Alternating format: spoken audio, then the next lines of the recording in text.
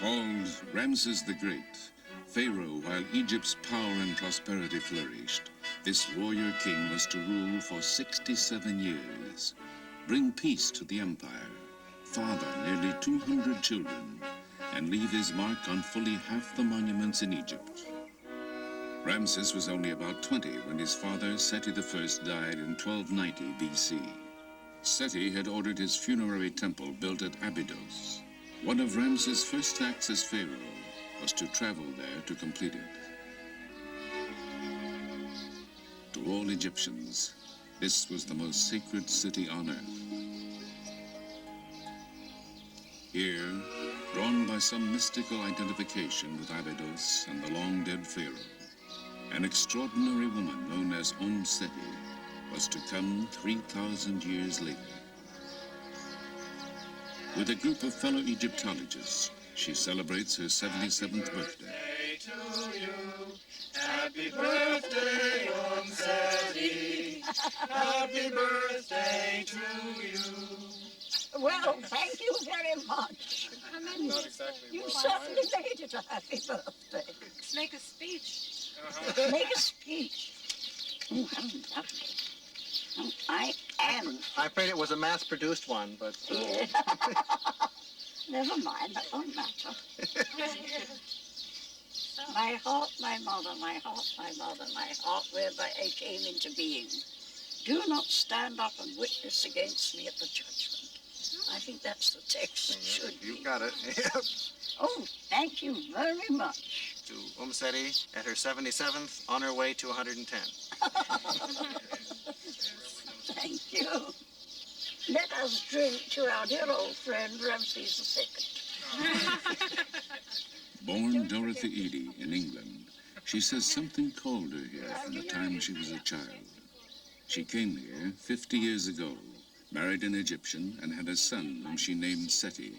From then on, she was known as Omm Seti, which means Mother of Sety. She has devoted the last 30 years of her life to the study of Sety I's temple and become an expert on him and Ramses II. Ramses tells that he came to Abydos alone, you see, in the first year of his reign after his father was dead. And he found that the decoration of this temple was incomplete. In the inscription, he says that I ordered the work of my father to be completed, and all the works which my father had started and were still incomplete, I had them finished. And then he goes on as if he's speaking to the soul of his father, you see, and telling him that all that Sety had wanted to do and died before completing, and all his plans and ambitions, Ramses would complete it. And he said, so long as I am ruling, it will be as though you are still on the throne. He was a nice fellow, and he was a very good son. When Omm Seti came here for the Egyptian Department of Antiquities, the temple was in ruins. Its reconstruction became her passion. They confronted me with a pile of fragments of inscribed stone. There were over 2,000. Some were very small, some were very big. My job was to copy the inscriptions on them, catalogue them, and where possible, fit them together.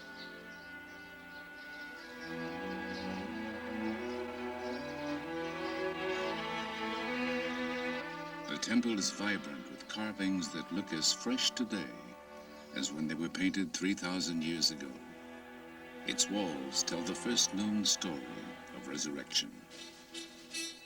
Osiris, a mythical ruler, was killed and dismembered by his brother. His wife, the goddess Isis, found the scattered pieces of his body, bound them together, and Osiris arose from the dead. Their son, the falcon-headed god Horus, was to grow to manhood and avenge his father. Anubis, jackal-headed god of embalming, was sent by the sun god to help Osiris live eternally.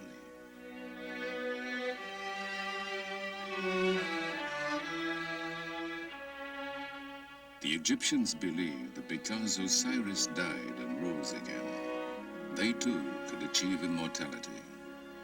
Worshipping Osiris, Sety assures his place in the afterlife. Offering incense, the pharaoh worships before the bark of the sun god, Amun-Re.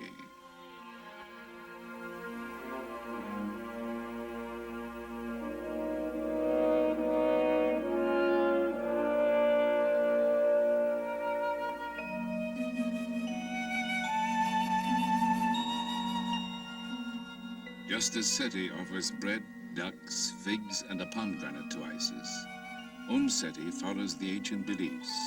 Oh, yes, every year at the great feast, and again on the birthday of the gods Osiris and Isis, I come here with offerings of wine, bread, and incense. Oh, I love coming here. You know, it's a place I really do feel at home.